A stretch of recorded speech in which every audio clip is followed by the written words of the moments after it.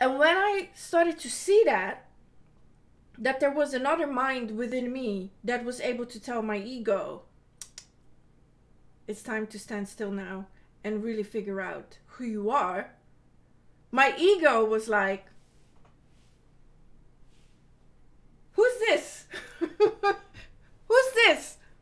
Who's talking to me? Right? No, I'm perfectly normal. I'm not schizophrenic. But a higher voice, a higher mind kicked in when I became a mother. And that's when I became a very curious seeker to figure out what was going on. So motherhood, from where I stand, has been the best thing that ever happened to me. Because now I know,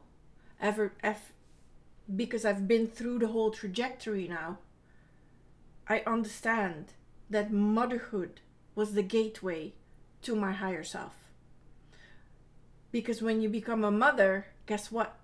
Your subconscious mind, for the first time maybe ever in your life, becomes stronger than your conscious mind.